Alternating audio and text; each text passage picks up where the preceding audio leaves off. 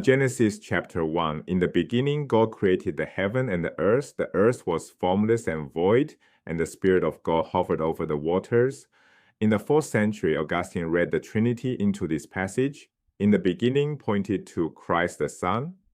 God created pointed to the Father. The Spirit of God was the Holy Spirit. The problem, Genesis was composed roughly 1,000 years before anyone formulated the doctrine of the Trinity. For scholars who practice historical criticism, the dominant method of modern biblical scholarship, this is not brilliant theology, it's a misreading. Here are the 9 principles that explain why. That example, Augustine and Genesis, illustrates just one of 9 principles that define this method. Let's walk through all of them. Principle 1, authorial intention. The meaning of a biblical text is what the human author intended. Jeremiah chapter 3, verse 6. The Lord said to me in the days of King Josiah. Me is Jeremiah, the historical prophet. King Josiah is the king who sat on the throne in Jerusalem. Meaning is anchored to the author, not to a later reader's wishes. And this is the bedrock of the entire method. Principle 2, original audience reception. We can't interview dead authors, so scholars add a complementary lens, reconstructing what the first readers would have understood. By analyzing ancient texts, inscriptions, and artifacts, historians recover the most likely reception of a passage by its original audience. Authorial intention and audience reception work together, twin anchors that keep interpretation grounded in history, not speculation. Principle 3, modern historical consciousness. The ancient world was radically different from ours. Consider cosmology. Ancient Israelites imagined a flat earth under a solid dome, the firmament, with waters above it, pillars holding the earth up, and an underworld beneath. Compare that to the modern picture, a sphere in vast space orbiting a star. This gap explains why scholars study ancient Assyria and Egypt to read the Hebrew Bible and the Greco-Roman world and Second Temple Judaism, the Jewish world from the 6th century BCE to 70 CE, to read the New Testament.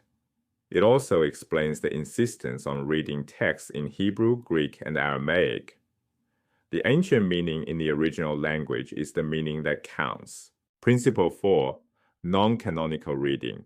Historical criticism disassembles the Bible. It treats the Bible not as one unified book, but as a library of independent documents, each written in a different time and place. The Gospel of John cannot be used to interpret the Gospel of Matthew. They are separate texts by different authors with different theologies, and the texts outside the Bible, like the Acts of Paul and Thecla, can illuminate texts inside it, such as the pastoral epistles. For this method, the canon boundary is irrelevant. Principle 5, source analysis.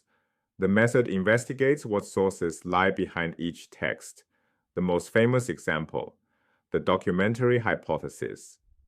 The first 5 books of the Bible, Genesis through Deuteronomy, were not written by Moses. Scholars argue they were edited together from 4 originally separate tradition strands. J, the Jahwist, named for using the divine name Yahweh, spelled with a J in German, where the theory originated. E, the Elohist, which uses the name Elohim. P, the priestly source, focused on ritual and genealogy. And D, the Deuteronomist. The same logic applies elsewhere. Matthew and Luke drew on Mark, and 2 Peter borrowed from Jude. Those first 5 principles establish the method's foundation. The next 4 sharpen its critical edge and guard against the errors that most commonly distort interpretation. Principle 6, questioning authorship. The 4 Gospels are anonymous. The names Matthew, Mark, Luke, and John are later attributions, not original to the text. Some writings are pseudepigrapha, texts written under a false name. Many scholars argue Paul did not write 1st and 2nd Timothy or Titus.